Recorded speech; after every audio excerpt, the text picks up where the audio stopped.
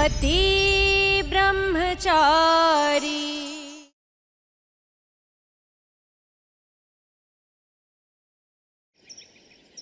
नहीं ईशा जी, मुझ पर भरोसा ना करना, ये बहुत बड़ी गलती साबित हो सकती है ईशा जी। जब बंदूक में गोली नहीं थी तो गोली भला कैसे चल सकती है? आप भी सोचिए ना ईशा जी, प्लीज। तुम्हें क्या लगता है तुम्हारी इन बातों पर मैं यकीन करूंगी? हाँ ईशा जी प्लीज, बस मुझे एक मौका दे दीजिए, एक मौका दे दीजिए प्लीज ईशा।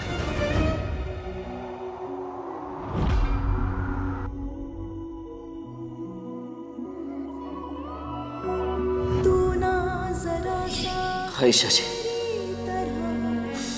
हम दोनों साथ में बनेंगे आईएएस। मैं हार नहीं मानूंगा ईशा जी, बल्कि पूरी शिद्दत से आईएएस की तैयारी करूंगा। पापा को यकीन दिलाऊंगा कि मैं आईएएस बनना चाहता हूं।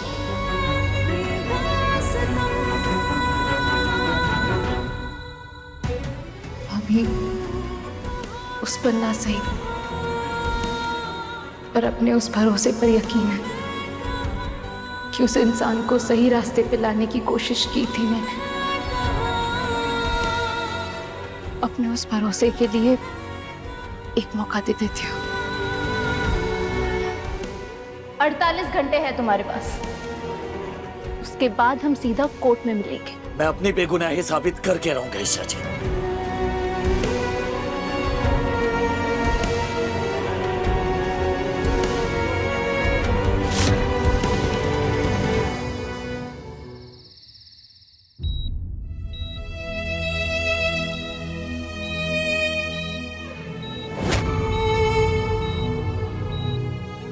ईशा जी, आपका मुझ पर भरोसा ना करना बहुत बड़ी गलती साबित हो सकती है आपकी। जब बंदूक में गोली नहीं थी तो गोली भला कैसे चल सकती है? आप भी सोचिए ना।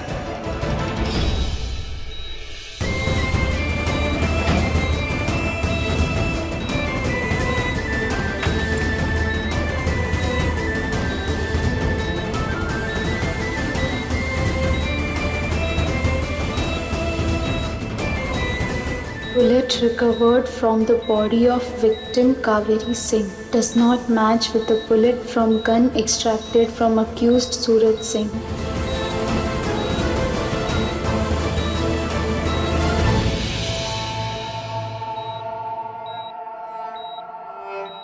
गुड़िया, दिल में उठ रही आवाज को कभी दबाना नहीं चाहिए बेटा, जो ख्याल बन के बार बार दिलो दिमाग पर छाई रहे। तूने बिल्कुल सही फैसला लिया है, बिल्कुल सही। अगर तेरा मन सूरज को दोषी मानता है तो दोषी को सजा मिलनी चाहिए। मैं तेरे साथ हूं बेटा, हमेशा।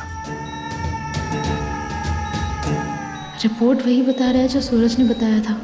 सूरज ने बताया था उसने पापा के पास से नौकरी छोड़ दी है, फिर भी पापा ने उसे माँ की निगरानी करने को कहा। उनके कहने पर कैद करके रखा था। तुम पे अब भरोसा नहीं है। मेरी माँ को इस हाल में पहुंचाने वाले तुम ही हो।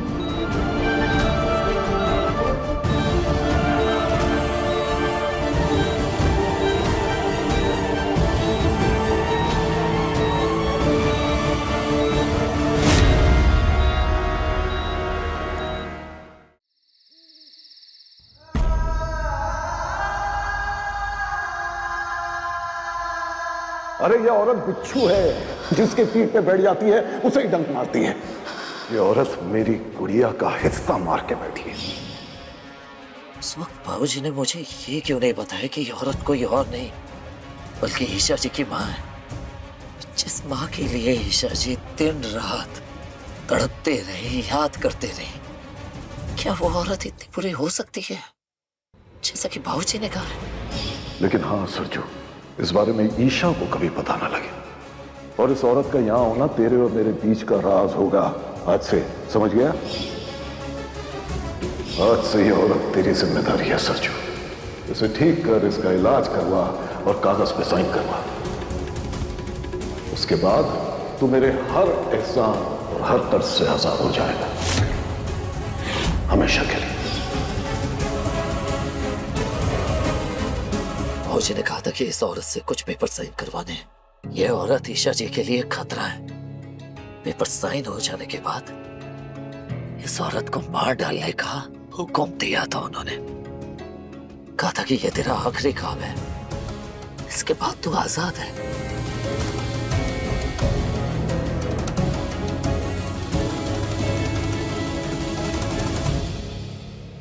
ईशा जी, मैंने आपकी मां को नहीं मारा, और ये पता लगाने के लिए मुझे सच्चाई की तह तक जाना होगा। ये पता लगाना होगा कि आखिर बाबू जी ने इतनी बड़ी सच्चाई मुझसे क्यों छुपाई।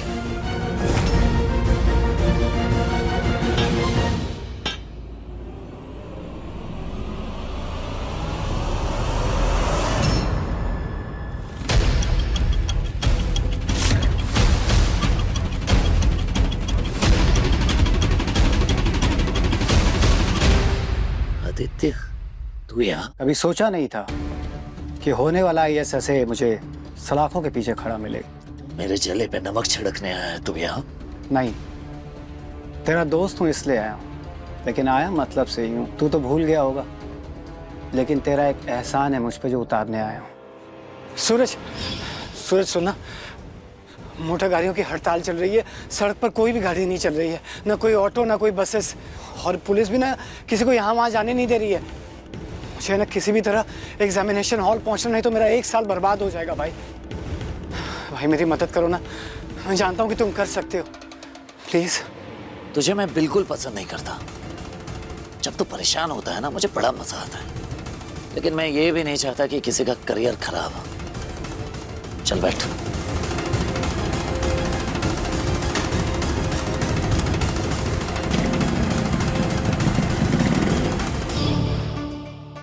यहाँ पोस्टिंग मिली है मुझे। तेरे मामले के बारे में पता चलता सीधा चला आया।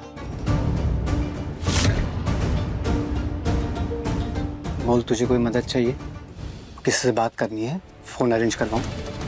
तेरा रहना खाना पीना सब अच्छा करवा सकता हूँ। बोल, तुझे क्या चाहिए? आदित्य, अगर तू मेरी मदद करना चाहता है तो बस कुछ घंटों के लिए मुझे इस कैद से बाहर निकाल दे। कुछ बात है जो मेरे लिए जाननी बहुत जरूरी है, वरना ईशा जी को मैं हमेशा हमेशा के लिए खो दूंगा। वादा करता हूँ, कुछ समय के बाद मैं खुद ब खुद वापस लौट आऊंगा। प्लीज आदित्य। ठीक है, पर ध्यान रखना, मेरी नजर तुझ पे रहेगी। अपनी नौकरी दांव पे लगा कर भेज रहा हूँ तुझे। मुझे दगा मत देना दोस्त। तुझे जरा सा भी अंदाजा नहीं तूने कितनी बड़ी मदद की है मेरी। थैंक यू मेरे दोस्त, थैंक यू। ओए थैंक यू कब से बोलने लगा तू? हाँ, अच्छा अच्छा, ईशा जी ने सिखाया होगा तुझे? हाँ, ईशा जी ने बदल दिया है मुझे। प्यार हो गया है ईशा जी से मुझे।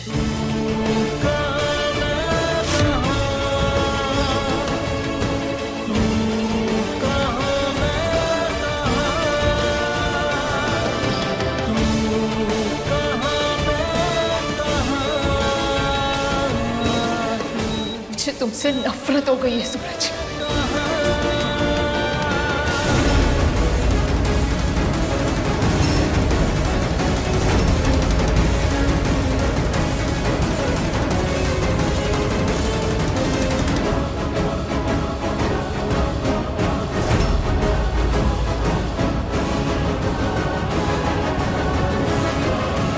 ये तेरे नए गेटअप के लिए, जिससे आसानी से तुझे कोई नहीं पहचान पाएगा।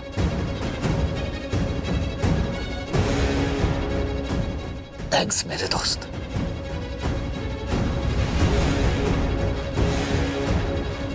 सूरज, जितना टाइम तुमने कहा है ना, उससे 1 मिनट भी ऊपर या नीचे नहीं होना चाहिए,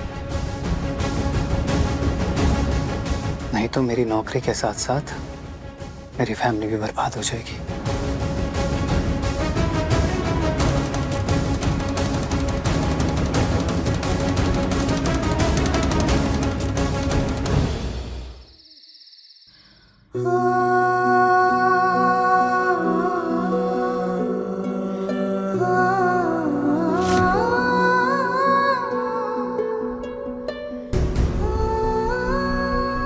क्या हुआ ईशा जी?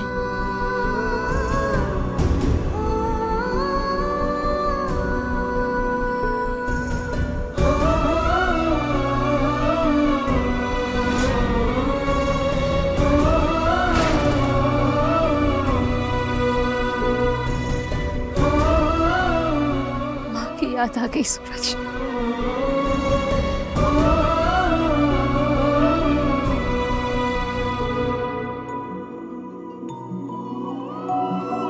तू ना जरा सा भी मेरी तरह, ना कहीं से मैं तेरी तरह, मिलके भी दोनों है अजनबी।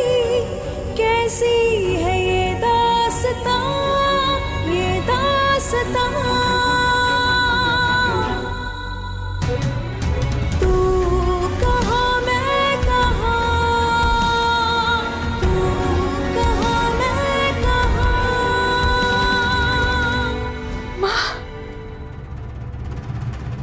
ईशा, ये है तेरा पति?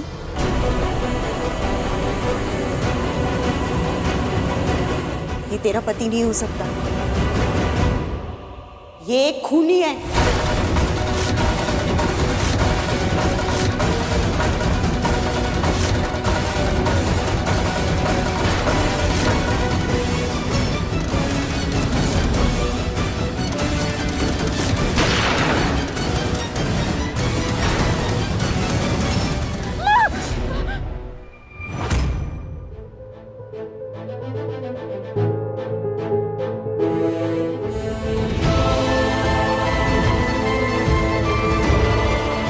क्यों किया तुमने सूरज ऐसा? क्यों क्यों क्यों?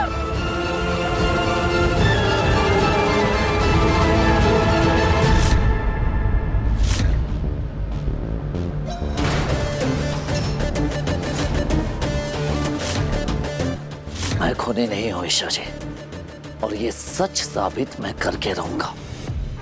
दुनिया मुझे क्या समझती है, क्या पुकारती है, इससे मुझे कोई फर्क नहीं पड़ता, लेकिन आपकी नजरों में गिर के मैं नहीं जी पाऊंगा।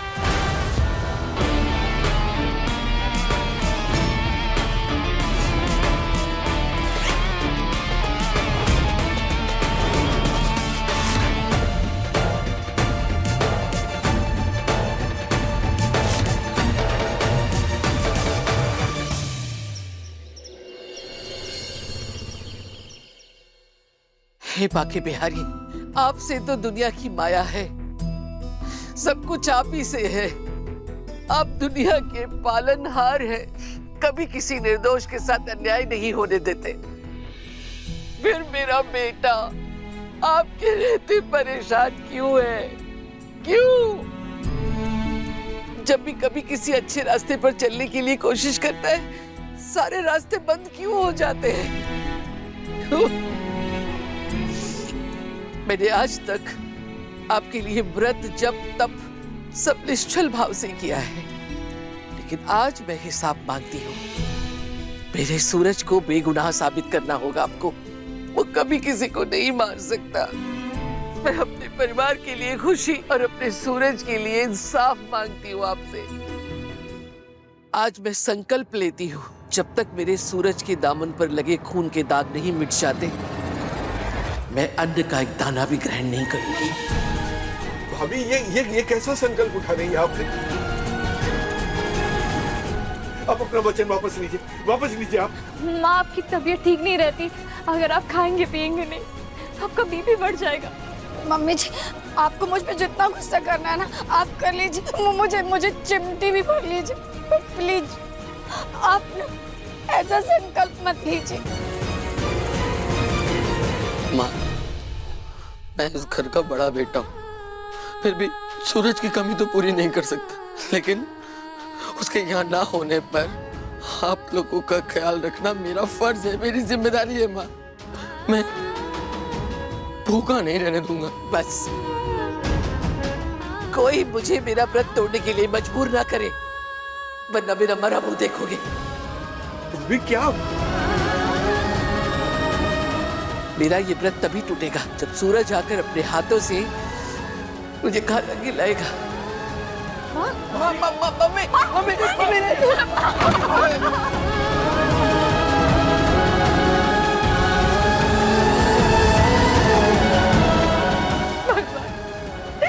सच्चाई सामने लाइए वरना मेरा परिवार बिखर जाएगा।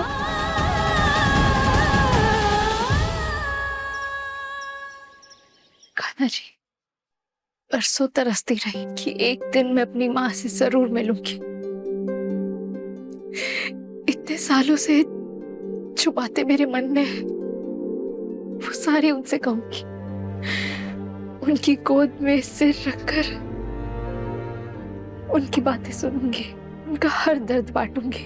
मेरी माँ मुझे इतने सालों बाद मिली कान्हा जी, वो भी कैसे? मैं उन्हें ठीक से गले भी नहीं लगा पाई।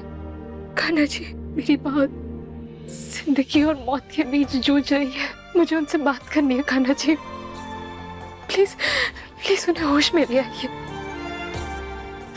Please Kanha ji please.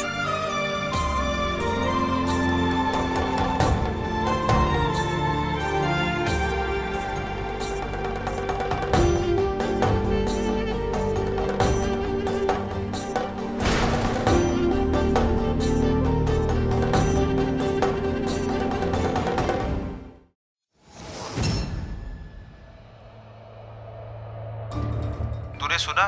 जो गोली उस औरत को लगी थी, सुनने में आया है वो गोली उस पिस्तौल की है ही नहीं जो उस लड़के के हाथ में मिली थी। कांस्टेबल इधर आना।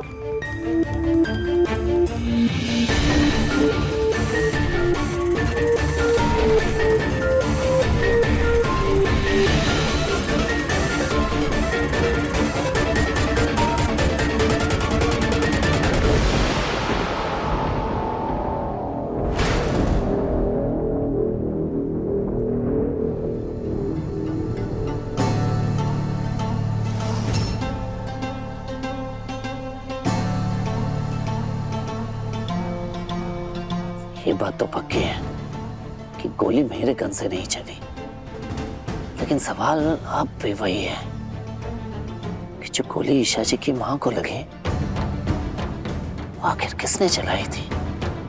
कौन हो सकता है?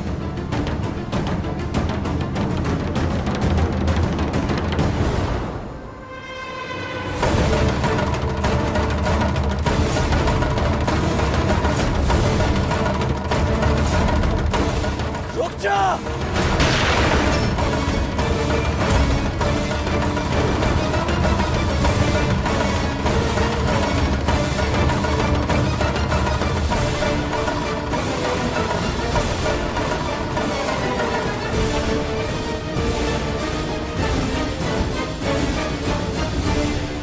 मैं यहाँ खड़ा था इस तरफ,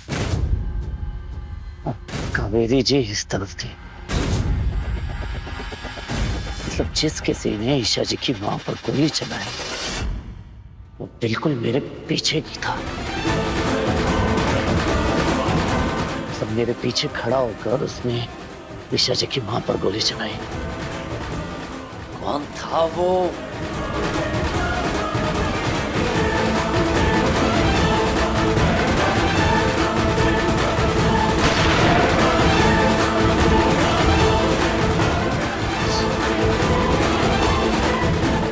तो है जो मैं भूल रहा हूं।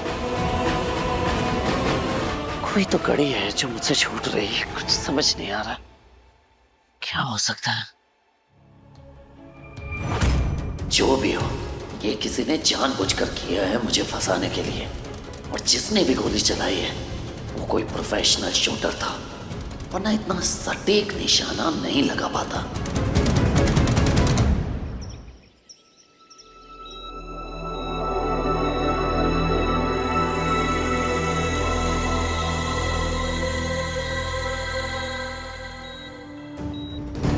पूजा, मन्नत, मंदिर, परिक्रमा कुछ काम नहीं आने वाला। ये एक ऐसी जानदार बेजान पुतली है जो जी तो रही है पर जिंदा नहीं है। इसे होश नहीं आने वाला गुड़िया।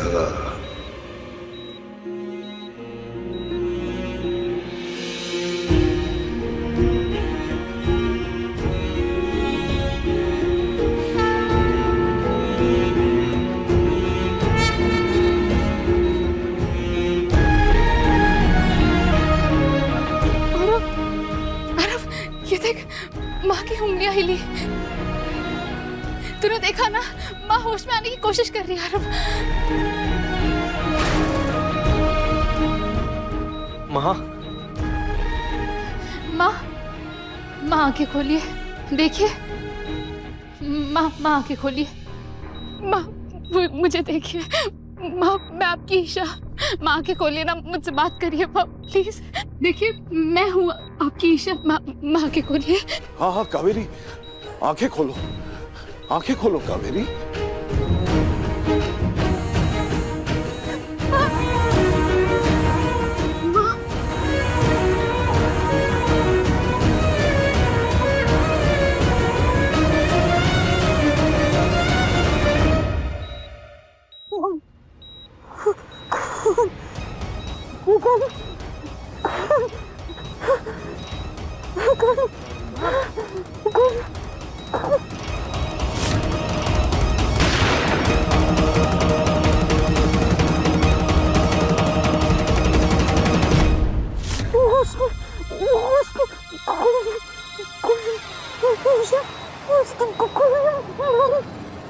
नहीं नहीं, जीत के इतने करीब हूं मैं।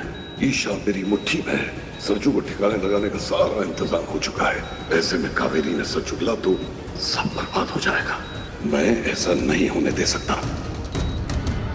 कावेरी हटो हटो। कावेरी क्या कर रही हो? तुम्हारी तबीयत ठीक नहीं है। ये ज्यादा बोलना तुम्हारी सेहत के लिए ठीक नहीं है कावेरी।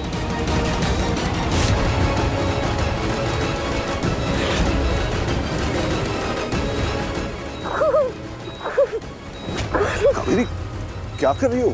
संभालो अपने आप को। मैं तुम्हारा पति हूँ, गुलाब सिंह। माँ आप शांत हो जाइए, आपकी तबीयत बिगड़ जाएगी। आरव काफी डॉक्टर। कावेरी मैं हूँ तुम्हारा।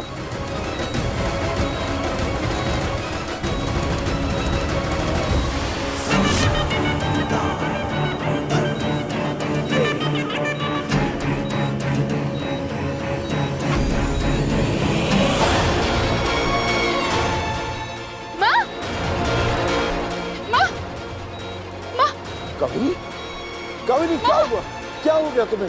कावेरी माँ आंखें खोलिए ना। माँ प्लीज आप लोग साइड हटिए प्लीज। कावेरी डॉक्टर देखिए प्लीज, साइड हटिए प्लीज।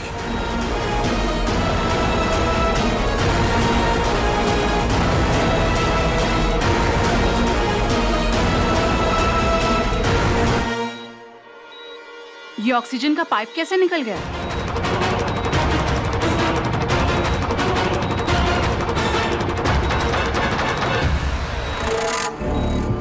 देखिए प्लीज आप लोग बाहर जाइए।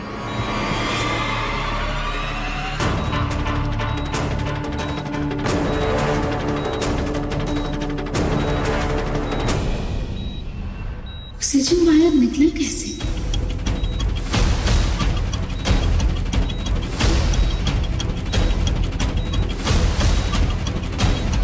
तुझे जिंदा रहने की मोहलत सिर्फ तब तक मिलेगी जब तक तू होश में नहीं आती। उठी तो जान से गई। आप लोग गए नहीं? बाहर जाइए प्लीज। बेशक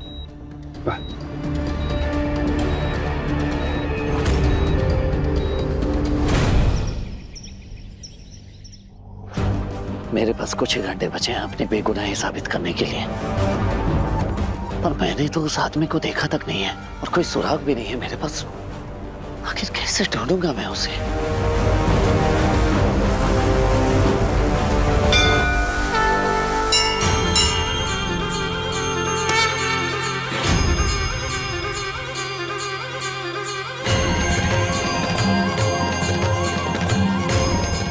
सूरज कहाँ ले जा रहे हो?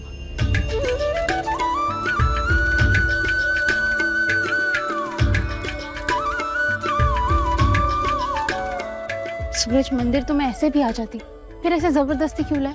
पूजा पाठ सब कर लिया ना आपने अच्छे से? चलिए अब मैं आपको साइंस पढ़ाता हूँ। मंदिर में साइंस? ये देखिए,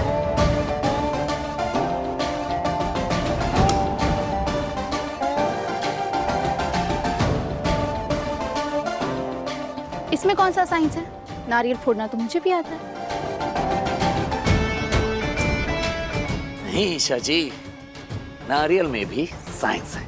ये देखिए, नारियल टूटने पर उसका खोखा, जो कि हल्का और सूखा होता है, वो उसके अंदर वाले हिस्से से अलग हो जाता है। बिल्कुल उसी तरह जब गोली चलती है, उसका खोखा भी उससे अलग हो जाता है, क्योंकि वो हल्का होता है। ओह, फिजिक्स! अब समझी। मतलब बंदूक की गोली में खोखा यानी शेल होता है, जो हल्का होने की वजह से नीचे गिर जाता है और गोली आगे निकल जाती है। टिश्क्याओ! बंदूक से जब गोली चलती है तो उसका खोखा उससे अलग हो जाता है, यानी जिस बंदूक की गोली ईशा जी की माँ को लगी थी, उसका खोखा भी यहीं कहीं होना चाहिए।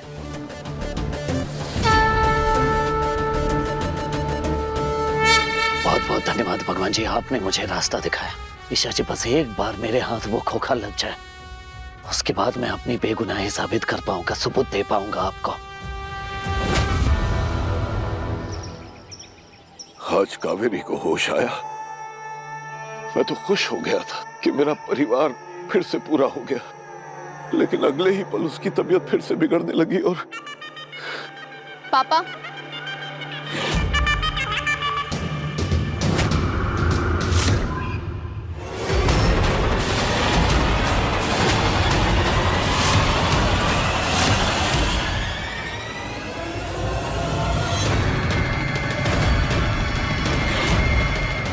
तबीयत बिगड़ी नहीं, बिगाड़ी गई है।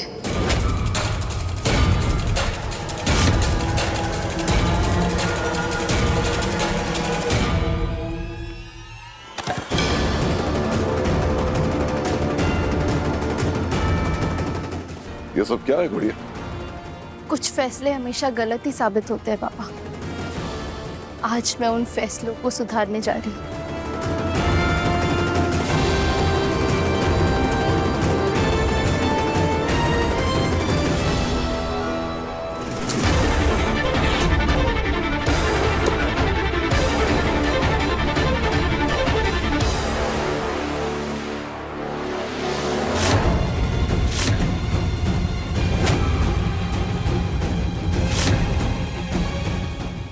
सात फेरे लेकर 7 जन्मों का रिश्ता जुड़ता है, लेकिन आज मैं इस तस्वीर के साथ उल्टे फेरे लेकर हर रिश्ता मिटा दूंगी।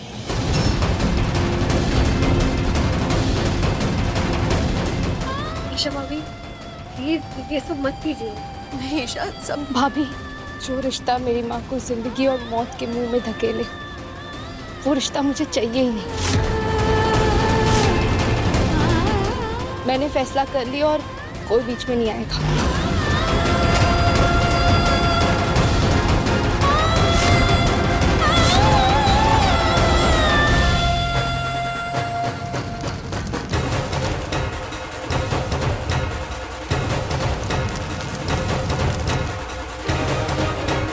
पापा, आपका विश्वास जीतने के लिए मुझे ये करना ही होगा, क्योंकि माँ होश में आते ही कुछ बताना चाहती थी।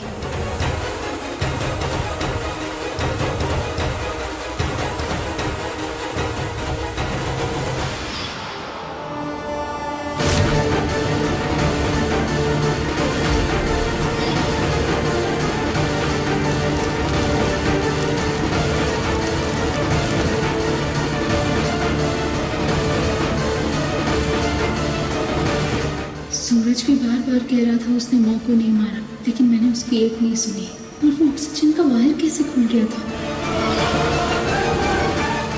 ये ऑक्सीजन का पाइप कैसे निकल गया? ईशा जी, आपका मुझ पर भरोसा ना करना बहुत बड़ी गलती साबित हो सकती है आपकी। जब बंदूक में गोली नहीं थी तो गोली भला कैसे चल सकती है? आप ही सोचिए ना।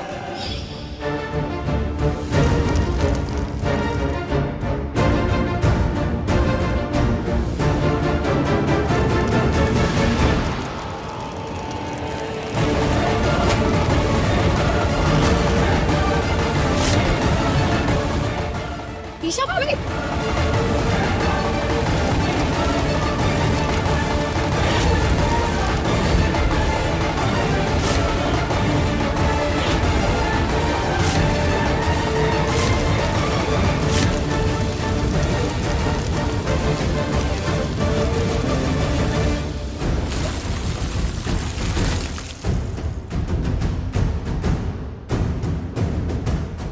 गुड़िया तू तू ठीक है ना?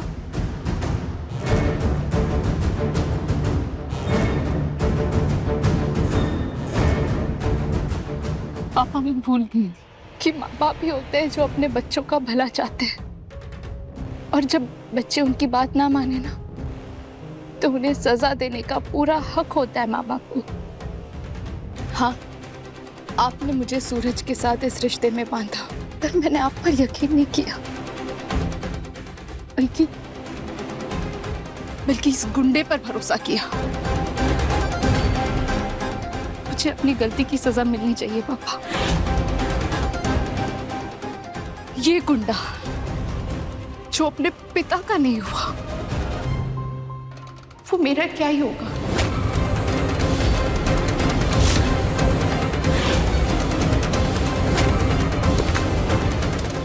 पापा, मैंने इस गुंडे पे भरोसा किया और आपके खिलाफ खड़ी हुई, आपसे लड़ाई की, इसे मेरे अपना पति, अपनी दुनिया सब कुछ माना, पर इसने मेरी मां पर ही गोली चला दी। पापा, मुझे समझने में थोड़ा वक्त लग गया, पर अब मैं समझ चुकी हूँ कि माँ बाप ही होते हैं जो अपने बच्चों का भविष्य संवारते हैं। हाँ पापा, आज मैं आपसे कहती हूँ कि आप ही है मेरे भाग्य विधाता।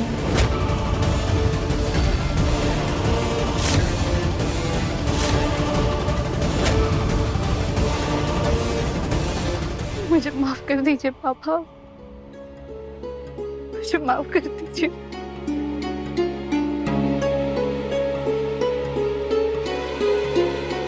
ना गुड़िया ना, ऐसे रोते नहीं है बेटा। बेटा मैंने जो कुछ भी किया वो तेरी भलाई के लिए ही किया था, सिर्फ तेरी भलाई के लिए।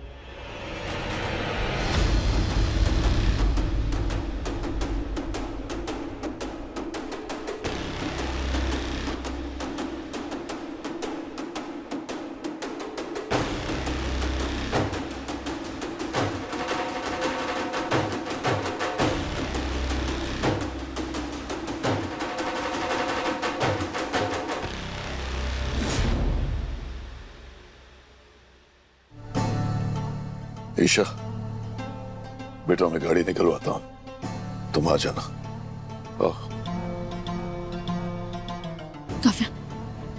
काव्या, मुझे तुम्हारी एक हेल्प चाहिए। मुझे पापा का फोन चेक करना है।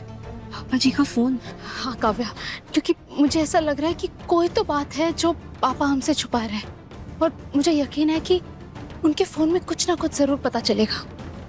तुमने देखा ना, माँ होश में आते ही कुछ कहने की कोशिश कर रही थी और अचानक से उन्होंने पापा का कॉलर पकड़ लिया। कोई तो बात जरूर है। काव्या, मुझे प्लीज पापा का फोन चाहिए, मेरी हेल्प कर दो ना प्लीज।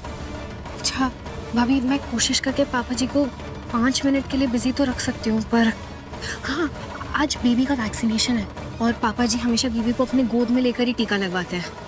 उस वक्त तो अपना फोन चेक नहीं करेंगे क्योंकि उनका ध्यान पूरा बेबी पे होगा।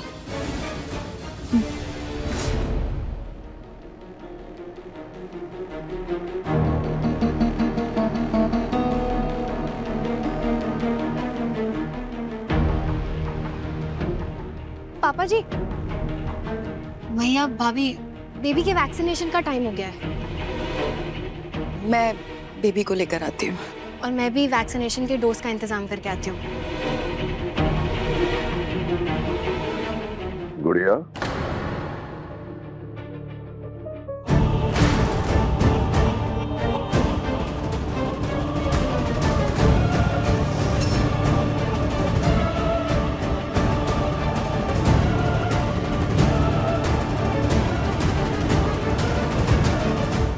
बेटा आज तूने अपने पापा का दिल वापस से जीत लिया, खुश कर दिया मुझे।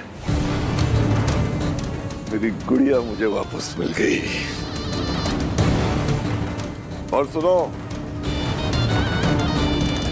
मेरे पोते को टीका मेरी ही गोद में लगेगा, समझे? ताकि वो रोए नहीं बल्कि अपने दादा की तरह निडर बने।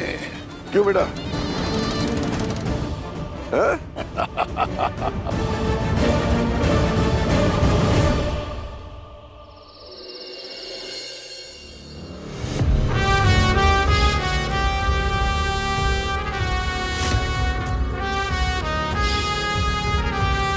मम्मी जी मान जाइए ना प्लीज।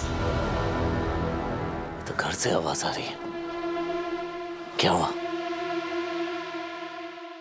माँ प्लीज खा लो, आप कब तक भूखी रहोगी? कितनी रात हो गई है, प्लीज। जब तक मेरा सूरज छूट नहीं जाता मैं खाने का एक निवाला भी गले के नीचे नहीं उतारूंगी। माँ ऐसे जिद पकड़ के बैठेंगी तो कैसे चलेगा? आपकी तबीयत अगर बिगड़ जाएगी और ये बात सूरज को पता चली तो उसे कितना दुख होगा, सोचिए ना माँ। मेरा सूरज किस हाल में होगा वहाँ? माँ प्लीज खाना खा लो ना, आपकी तबीयत बिगड़ जाएगी, प्लीज। ताइबा ने खाना पीना छोड़ दिया, इतनी तकलीफ में है और ये सब कुछ मेरी वजह से हुआ। हे कुंज बिहारी मैं हारी, नाक में दम करके रखा है दोनों के दोनों ने, जो मन में आता है वही करते हो। नहीं खाना मुझे, हटा। देवर जी ने कहा ना पढ़ाई नहीं करनी है, लेकिन सुनता कौन है? करो अपने मन की। ताई माँ आप हम दोनों को बाद में आराम से डांट लेना, पहले खाना खा लीजिए प्लीज।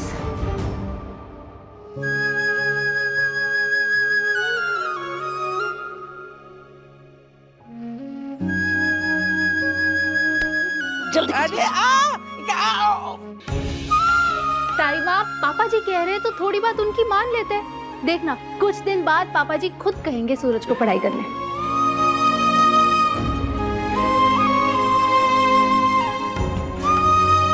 ठीक है, आप खाना नहीं खाएंगे ना तो मैं भी खाना नहीं खाऊंगा। नहीं खाना ईशा जी मुझे खाना।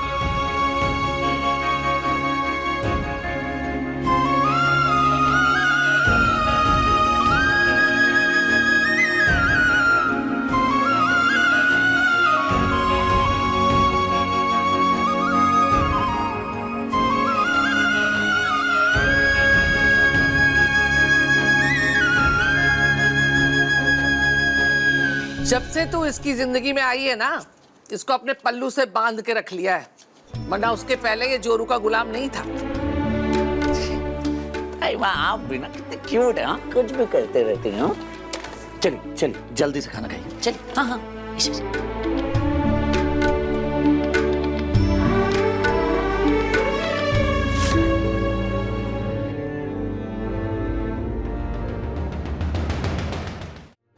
मम्मी जी खा लीजिए ना। मैं तो मम्मी जी की भलाई के लिए बोली थी, देखो ना कैसे लाल पीली हुई जा रही है। हे बाके बिहारी, कितनी बार समझाऊं तुम सबको, जब तक सूरज खुद आके मुझे अपने हाथ से खाना नहीं खिलाएगी मैं एक और भी नहीं खाऊंगी। क्यों परेशान कर रहे हो मुझे? जाके अपना अपना काम करो, जाके जाओ यहाँ से। वकील साहब मैं आपसे विनती करता हूँ कि आप मेरे बेटे का केस ले लीजिए। मैं वादा करता हूँ कि मैं आपकी पाई पाई चुका दूंगा। आप क्यों बार बार कॉल करके मुझे परेशान कर रहे हैं? बताया ना, बिना पूरे पैसे लिए मैं क्या कोई भी केस नहीं लेगा। प्लीज जब पैसे हो तभी कॉल कीजिए।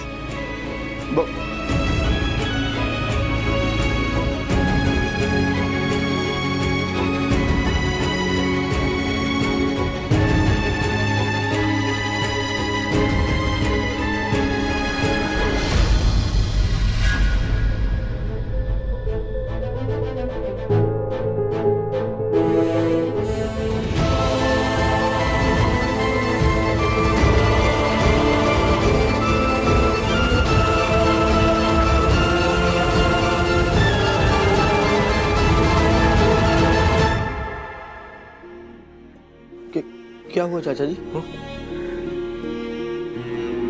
पता नहीं क्यों ऐसा मुझे लगा जैसे मैंने सूरज को देखा।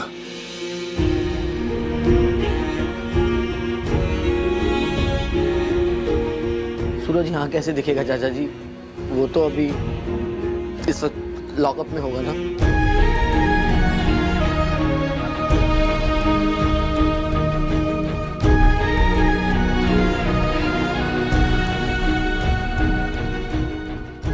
चलिए आइए।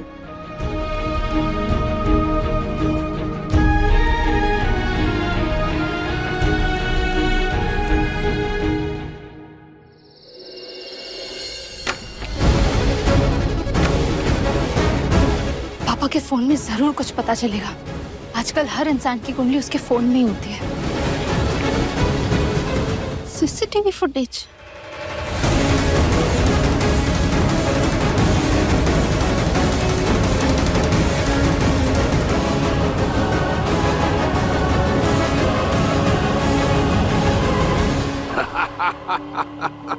देखा, मेरे पोते को इंजेक्शन भी लग गया और मुंह से आवाज तक नहीं निकली। शाबाश बेटा। काव्या, चलो डिनर की तैयारी कर लेते हैं।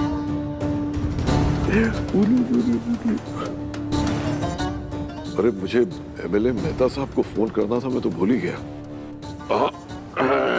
एक मिनट।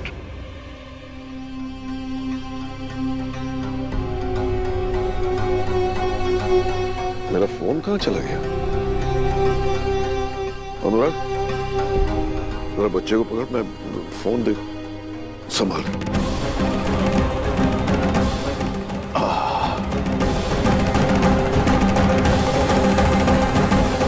फोन कहाँ रख दिया मैं?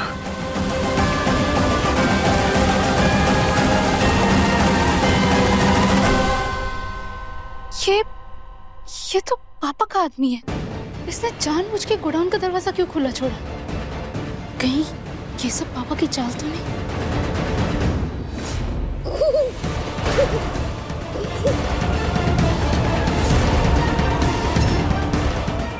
ईशा जी, आपका मुझ पर भरोसा ना करना बहुत बड़ी गलती साबित हो सकती है आपकी। जब बंदूक में गोली नहीं थी तो गोली भला कैसे चल सकती है? आप भी सोचिए ना। ईशा जी प्लीज।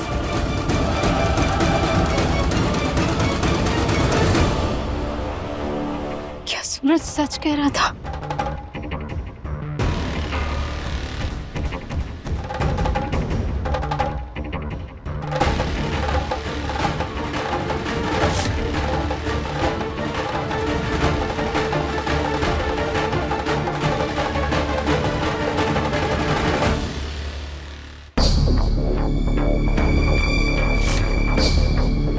पापा ने ये किस आदमी को बंदूक दी?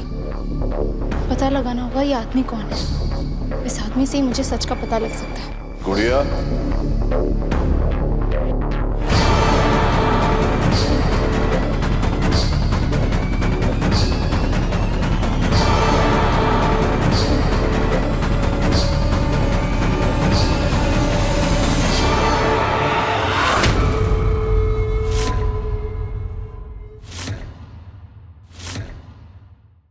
पति ब्रह्मचारी शाम 7 बजे दंगल टीवी पर।